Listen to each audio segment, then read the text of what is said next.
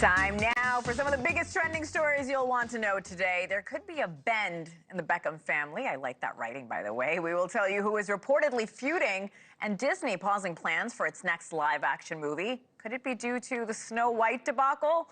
We're bringing in our NewsNation entertainment expert to break down the headlines. Paula Froelich is here with the scoop. Hello. Hello, friend. Let's break it down with the Beckham boys, the brothers. They're fighting. Oh, yeah. What is this feud about? Well, okay, so here's the deal. You know, Brooklyn Beckham, the chef, and I use that term very loosely, in air quotes. In air quotes, got married to the billionaires Nicola Peltz last year.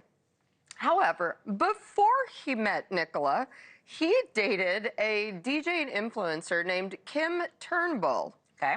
All right, so that's fine. They didn't get married. They broke up. Right. And he's married now. Totes the goats. And then his younger brother, Romeo, is now dating Kim. So TMZ and Page 6 are reporting that, well, Brooklyn doesn't want to have anything to do with Kim. He doesn't want to be around her. Neither does Nicola, which is just kind of petty.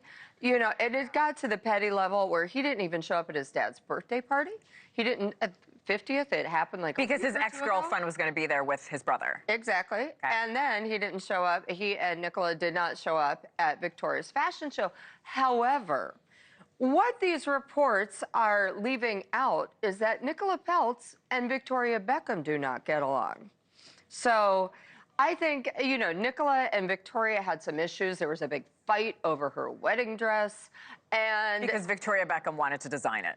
Yeah, and, you know, Nicola turned into a bit of a bridezilla, as you do when you're worth several billion.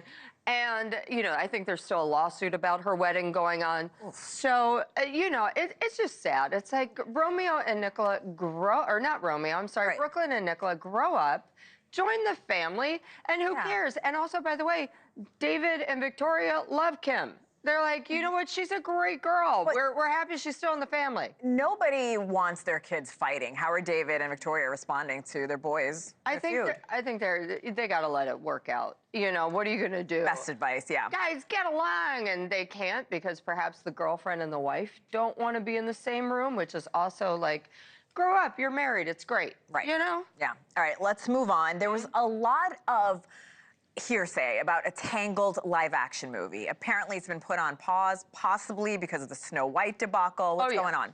Well, as we know and as we've talked about, there's a huge debacle with Snow White. And the issue has been, and it is, Rachel Zegler. You know, she caused a lot of problems in the film. Also, Disney, you know, had CGI dwarves. People were just really angry at the film. It also got a lousy Rotten Tomatoes rating. It is flopping at the box office. You know, it cost $260 million to make. However, they also put in over $100 million to market it. So let's get up to $350 million. And oh my God, it only brought in $70 million in the United States. So Disney's putting a pause on all live action, especially because they're like, oh, I guess we have to think this through a little bit more. Shocker when $350 million's on the line. All right, it's a little nuts. Do you think box office sales could turn around, though? For Snow White? No.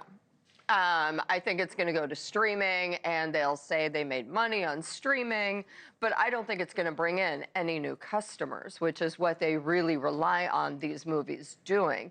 You know, and I mean, we've got a graphic here, and I'd like to pull it up, of some of the other Disney live-action movies. So here we go, and these are all domestic numbers. The Jungle Book did well. It brought in $364 million on a $175 million budget. Aladdin also did well on $350 million on a $183 budget. Cinderella, yep, $201 million with a $100 million budget, and this is where we go wrong. Dumbo, $114 million, but it had a $170 million budget. That's a big old loss. And then you have Cruella, which actually I kind of liked. I like Cruella a lot too, yeah. It only brought in $86 million on $100 million, but that's also because I think it was aimed at older audiences, you know. But I think they're all just like, we're done with losing money. See you later. On to our next. The end. Paula Froelich, thank you so much. Be sure to subscribe to the Scoop newsletter for the biggest stories in entertainment. Thanks for watching. Go to joinnn.com to find NewsNation on your television provider. And don't forget to click the red subscribe button below to get more of NewsNation's fact-driven, unbiased coverage.